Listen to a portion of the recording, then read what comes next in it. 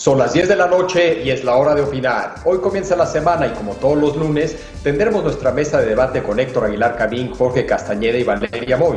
Esta noche vamos a discutir tres temas muy polémicos. Primero, haremos un balance a 3 años del triunfo de López Obrador en la elección presidencial de 2018. Después hablaremos de la recuperación económica de México y finalmente analizaremos la situación de la violencia en el país. Así que quédese aquí, que ya comenzó la hora de opinar.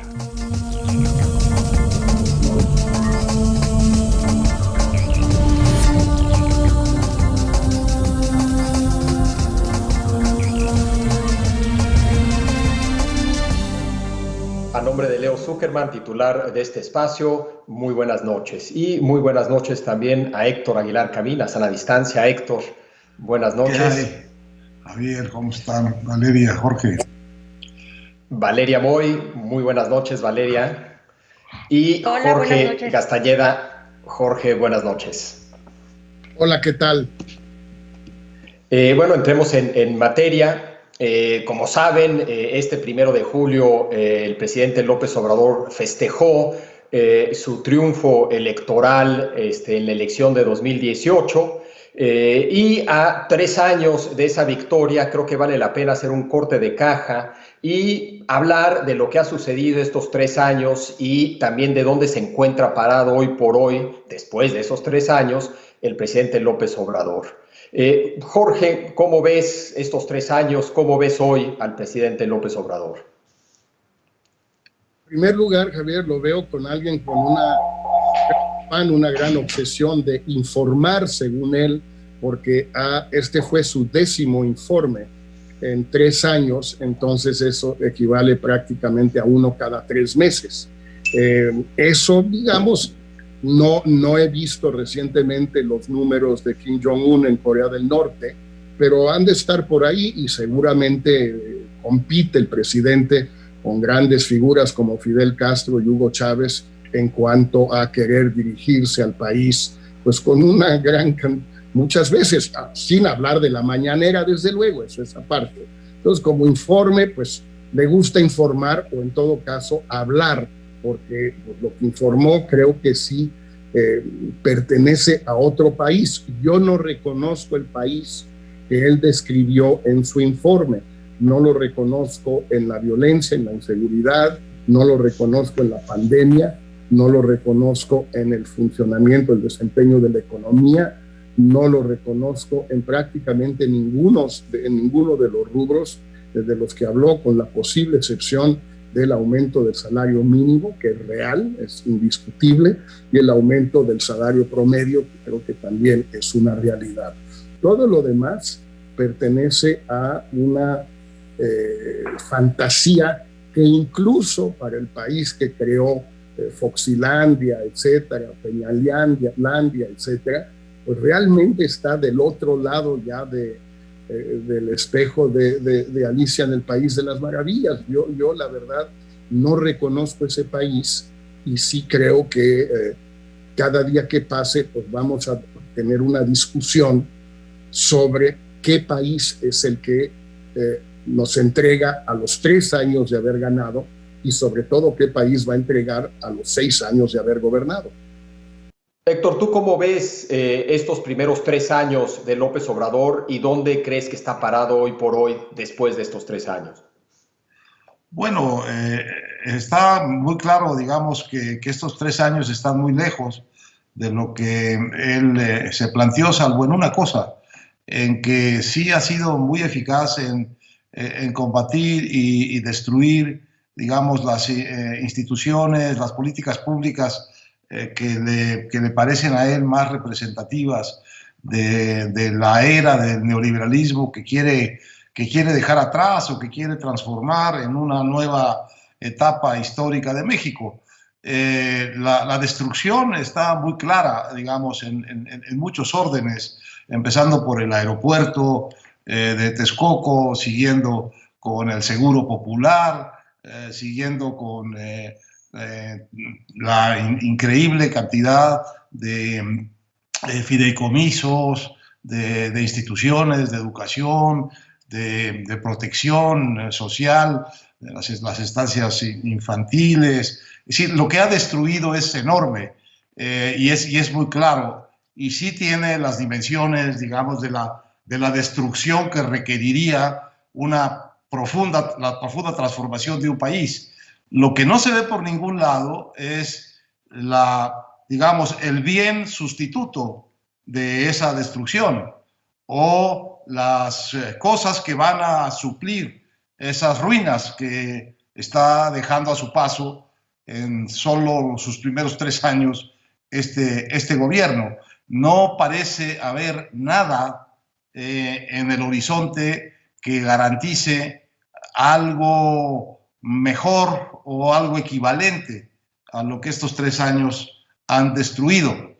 Ahora tenemos un año en la economía, vamos a hablar después de eso, que parece venir bien en el sentido de que va a crecer mucho el país, pero ese crecimiento tampoco va a, digamos, a reponer lo que se perdió en estos 3 años. De manera que bajo cualquier criterio que uno lo revise, como dice Jorge, realmente es muy difícil reconocer la existencia del país que el presidente describió en su informe de la celebración de su victoria electoral.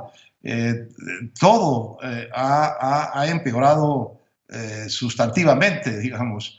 La violencia es mucho mayor y más agresiva y más preocupante que lo que era antes. La economía, ya dije, bueno, aunque va a haber una recuperación este año, la verdad es que es un sexenio que casi podemos dar por perdido en términos de crecimiento económico. Sus políticas fundamentales económicas van en el sentido completamente al revés de donde va el mundo. Pienso sobre todo en la política energética, y por ningún lado se ve tampoco que haya tenido algún impacto importante, sólido, su política social, que bien a bien visto, al final se reduce a dar dinero en efectivo por distintos programas a millones de mexicanos pobres.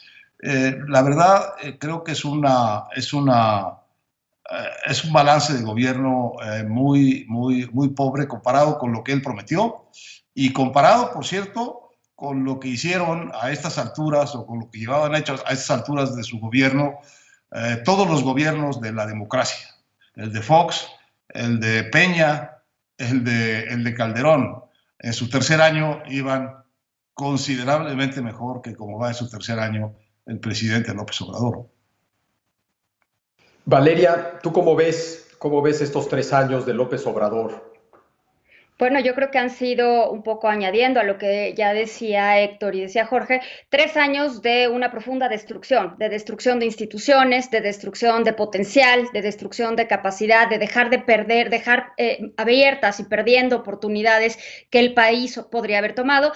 Todo esto empezó, y es bien importante aclararlo, desde antes del COVID. Eso es bien importante señalar, que no todo se debe al COVID. Lo que nos va a pasar con 2020 es que vamos a pensar que toda la destrucción institucional y que toda la destrucción económica que hemos estado viendo se va a deber al COVID, y pues no es así. La destrucción empezó incluso desde antes de la presidencia de López Obrador, desde antes que iniciara la presidencia de López Obrador, y hemos visto una continua destrucción en diferentes arenas, prácticamente en todas las arenas, como ya han mencionado. Lo que llama la atención es que no haya construcción en ese lugar donde están dejando esos restos. No se ha construido nada, y eso es lo preocupante. Creo que uno de los mejores ejemplos que podemos usar es el Seguro Popular y el INSABI. Se destruye el Seguro Popular porque el Seguro Popular, con todas las deficiencias que podía tener y todas las deficiencias que podríamos haber estado sentados criticando en este mismo espacio, el Seguro Popular cubría ciertas áreas y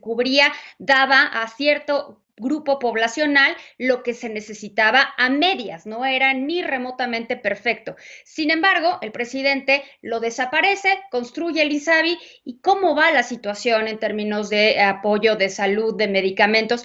pues simplemente no solo no va mejor, va significativamente peor de lo que estábamos con el Seguro Popular. Y como ese ejemplo, hay muchos, hay varios de los que podemos ir yendo en diferentes áreas, en la parte energética, en la parte económica, en la parte de infraestructura, básicamente por donde queramos ir. A mí lo que me gustaría ver en los 3 años, no creo que lo vaya a ver, pero en los 3 años que restan, lo que me gustaría ver es una construcción. Ya vimos lo que está pasando, ya vimos las consecuencias de toda esta destrucción institucional y de toda esta destrucción de potencial. Podríamos en algún momento empezar a reconstruir. Ese momento va a tener que llegar, porque históricamente tiene que llegar.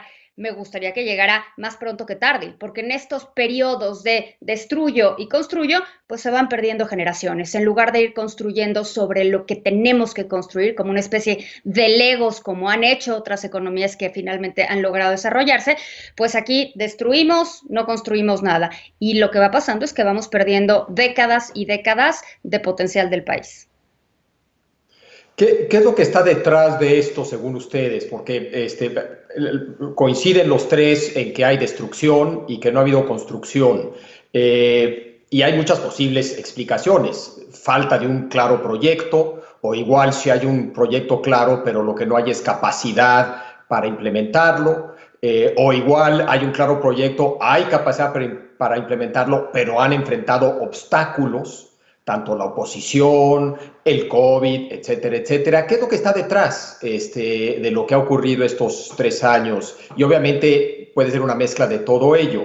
¿Qué es lo que está detrás, según ustedes, de la falta de resultados concretos estos primeros años? Jorge. Pues mira, Javier, yo creo que tomemos simplemente el caso económico comparativo.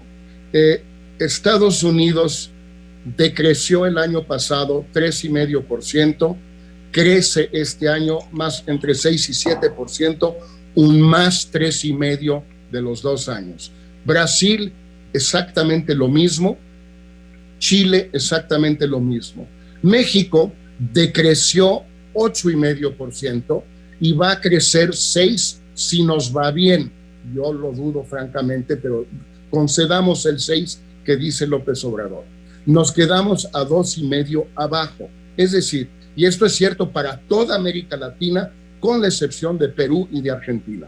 Todos los demás países, bueno, Venezuela no cuenta, entonces no vale la pena incluirla en la comparación, ¿no? Pero a todos esta es la realidad de los números. Entonces, ¿por qué no crecimos? Deja tú lo que él prometía. Ahí sí se atravesó el COVID en el 2020, no se atravesó el COVID en el 2019 y tampoco crecimos. Yo diría que hay una respuesta en 2 partes, Javier, muy sencilla. O creces con el sector privado, nacional y extranjero, que lo puedes llamar así, o el capital, o la burguesía, o la oligarquía, llámale como tú quieras. O creces con ellos porque invierten en las condiciones que a ellos les gustan, no en las condiciones que a ti te gusten. Invierten en las condiciones suyas.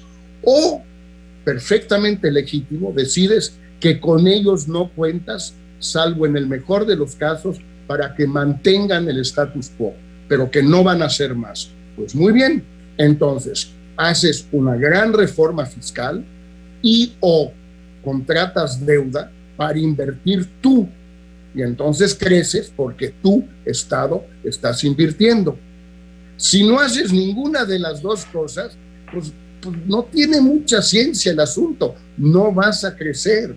Héctor lo plantea hoy en su columna, yo creo que muy bien. Es decir, si quiere una revolución, pues está bien. Nada más que en primer lugar no tiene un mandato para una revolución y 2, no está tomando las medidas que los revolucionarios suelen tomar cuando quieren hacer una revolución. Ninguna, ni la política, ni la social, ni la económica, ni la internacional. Bueno, pues ¿a qué te condenas? Al estancamiento. Punto.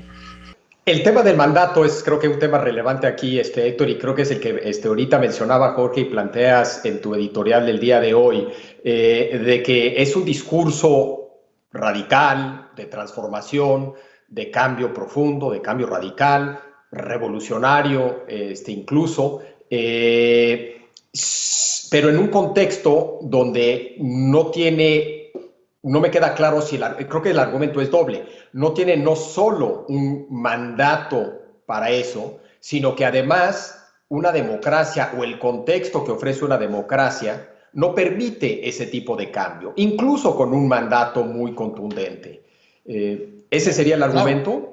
Claro, el argumento es que la democracia no es para hacer revoluciones, la democracia es para hacer reformas, es para hacer cambios negociados con las distintas fuerzas de la sociedad, es para cambiar gobiernos que no cumplieron con sus reformas, con las expectativas de su sociedad, es para, digamos, es una forma del reformismo, si es que...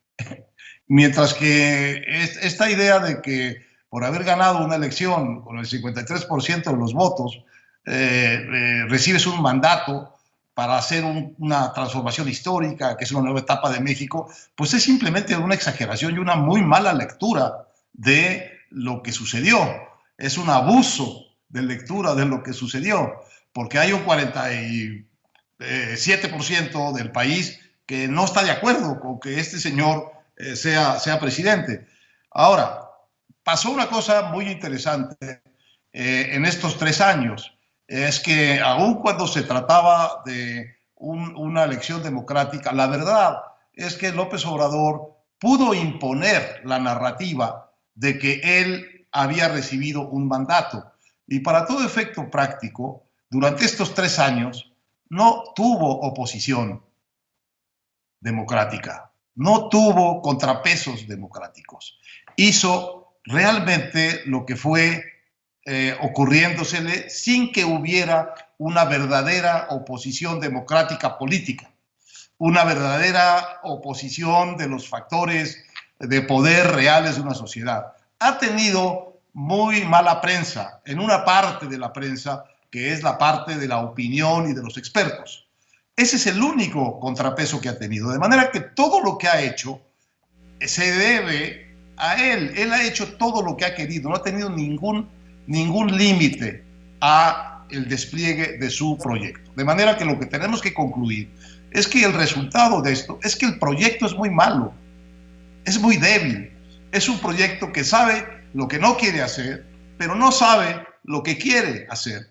Y lo que sabemos que quiere hacer es tan antiguo, mira de tal manera al pasado, es tan arbitrario, es tan contrario al movimiento específico de la realidad, que acaba resultando pues muy destructivo, sin un horizonte de nuevas instituciones, nuevas políticas, nuevas maneras de crecimiento, nuevas maneras de organización.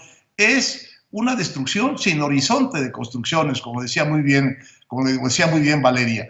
Y esto viene del proyecto, viene de que el proyecto quiere volver a un pasado, pues que es imposible que exista. Es un pasado que pasó y que no se puede volver a él, no se puede volver a un México en el que las empresas energéticas del país son el pilar del crecimiento y de los ingresos del país. Un poco la naturaleza le ha dado una pequeña lección simbólica a este proyecto con el incendio de los pozos de estos días en la sonda de Campeche. Me recordó el incendio del Ixtoc del año 78, que fue quizá más espectacular y más brutal que este, solo con una diferencia, que el Ixtoc se incendió cuando México iba rumbo a la explotación del yacimiento de Cantarell, que era el segundo más grande que se había descubierto en la historia del petróleo. Y el incendio de hace unos días es del mismo ducto que va hacia un yacimiento de Cantarell disminuido a unas proporciones enormes, porque ya no lo acabamos y ese yacimiento no volverá. Es decir, la abundancia petrolera de México se fue para no volver. Y otros temas, Valeria, porque hemos enfocado mucho todo esto en la parte económica. ¿Qué decir de la parte de la política social? ¿Qué decir del combate a la corrupción? ¿Qué decir, no sé, de otras de la política cultural, ¿qué decir de las otras dimensiones del proyecto de López Obrador? Porque algo que una y otra vez insiste tiene que ver con la corrupción, por ejemplo, el combate a la corrupción y el poner fin a la corrupción. ¿Qué decir de ese tema? Yo creo que lo que estamos viendo es años de campaña, un exceso de campaña y una escasez profunda de preparación. Todos sabíamos, incluyendo por supuesto al presidente, que la corrupción era un tema. El presidente construyó su campaña un poco sobre esa retórica, sobre esa narrativa. Eran básicamente corrupción, pobreza, desigualdad, algunas de las tres aristas o las tres áreas sobre las cuales enfocó su campaña. Fueron años, Javier, no fue un año, ni dos, ni fueron los periodos típicos de campaña. Fueron muchos años de hacer campaña y nula preparación. Eso es lo que más llama la atención, porque después de estar planeando y hablando de corrupción, pues uno pensaría que estás pensando en un plan para combatir la corrupción. Y entonces llega el presidente a su mandato y lo que vemos son decisiones como precisamente la de los medicamentos, que es tremenda, ¿no? Entonces, para tratar de eliminar la corrupción, por ejemplo, en el sector medicamentos, decide quitarle todos los contratos a PISA. ¿Qué ocasiona esta decisión? Pues una escasez brutal de medicamentos. Yo entiendo que hubiera habido corrupción, me parece que todos sabían que había corrupción ahí, pero esta decisión para atacar la gangrena de un dedo, acabas cortando el brazo, pues nos está llevando como país a resultados muy contraproducentes. Ahora, si el presidente sabía que eso iba a ser, bueno, yo le voy a quitar los contratos a esta empresa o a esta otra empresa, tienes que planear con anticipación. México no puede comprar los medicamentos que necesitan, no únicamente los medicamentos oncológicos, los medicamentos de cualquier otro tema, al bote pronto, no lo puedes hacer con un mes de anticipación. Son compras que se preparan, que se planean con años de antelación para poder satisfacer las demandas de una sociedad y de una población que cada vez es más grande y que cada vez tiene más problemas de salud. Pero este ejemplo aplica para todo. Se destruyó el Seguro Popular. ¿Qué se puso? El INSABI, pero el INSABI no tiene nada, no tenía reglas, no tenía nada. ¿Qué pasa con los programas sociales? Se destruyen los programas sociales independientemente de que haya habido una evaluación de si tal o este programa funcionaba o no. Desaparece el programa social únicamente por haber sido puesto en operación en otra administración, por no llevar el sello del presidente López Obrador. ¿Y qué se hace? Se sustituye por otros programas sociales que básicamente radican en transferencias de efectivo. Hay un tema aquí muy importante. Las transferencias de efectivo pueden funcionar para muchas cosas, pero no necesariamente arreglan o solucionan el problema al que estaban diseñadas para atacar. Las transferencias focalizadas, los programas focalizados, los programas sociales focalizados, es mucho más difícil hacerlos. No es una transferencia bancaria. Tienes que delimitar los alcances del programa y, por supuesto, tener métricas, ¿no? De qué quieres hacer y cómo lo vas a abordar. ¿Qué vimos o qué hemos visto con todos los programas sociales? Es justo lo contrario. Se eliminan programas que habían funcionado, que habían ido corrigiéndose con los años, porque se habían dado cuenta que esto no funciona, hay que meterle por aquí, hay que quitarle por acá. Los programas habían ido mejorando sustancialmente con el paso de muchos años. El presidente opta por quitarlo, por desandar todo lo andado y poner una transferencia en efectivo, que en la mente del presidente quizás está que esa transferencia en efectivo arregla todos los problemas que tendrían que haberse arreglado con la transferencia. Y obviamente los encargados de hacer política social saben que eso no es cierto. Y yo creo que el golpe brutal en el tema de la política social aquí sí vino con el COVID. Aquí nos dejó clarísimo que no tienen ni la más remota idea de cómo hacer política social en un momento particularmente difícil, no solo sanitario, sino económico del país. Entonces, yo lo que estoy viendo es una falta de capacidad a la hora de ejecutar, porque hay una falta de planeación. Todos diagnosticaron diferentes problemas, el presidente se la pasó y se la pasa haciendo campaña, porque las mañaneras son campaña, los informes son campaña, los viajes de fin de semana son campaña, y al final del día tenemos un exceso de campaña y una escasez brutal de preparación y de atención a los verdaderos problemas del país. Antes de cerrar este bloque, unas breves palabras, Jorge, sobre política exterior. ¿Cómo has visto estos 3 años de política exterior? Pues no pueden ser breves, Javier, perdóname. Más bien tienen que ser nulas. no hay nada que ver, no hay política exterior, punto. Se festejó mucho su manejo de la relación bilateral. No coincides que ahí hubo un buen manejo de cuando estaba Trump en la Casa Blanca. No, mira, digo, política exterior es más que manejar la relación económica y migratoria con Estados Unidos. Eso es en lo que se ha centrado únicamente el gobierno estos 3 años. En cuanto a si la manejó bien o no, sobre todo con Trump, lo primero que hay que reconocer, desde luego, es que era especialmente difícil manejar cualquier tipo de política, cualquier tipo de postura mexicana ante un demente como Trump. Ese es un hecho, y yo creo que hay que reconocerlo. Ahora bien, ¿lo hizo bien o lo hizo mal? Pues fíjate, las principales concesiones que hizo México a Estados Unidos en materia migratoria, por ejemplo, el programa Permanecer en México, donde nos devolvían a los hondureños, a los niños, a las mamás, etcétera, a México para que permanecieran en unas especies de campos de concentración sucios, violentos, inseguros, insalubres, etcétera, mientras esperaban su audiencia en Estados Unidos. Bueno, ese programa Biden lo canceló por inhumano, por indecente, por impresentable, por ignoble, pues. Es decir, lo que nosotros aceptamos hacerle a Trump, concederle a Trump, el nuevo presidente de Estados Unidos dijo, no, eso es inaceptable. Era para que México hubiera dicho es inaceptable, no Estados Unidos. Esa es la realidad del asunto.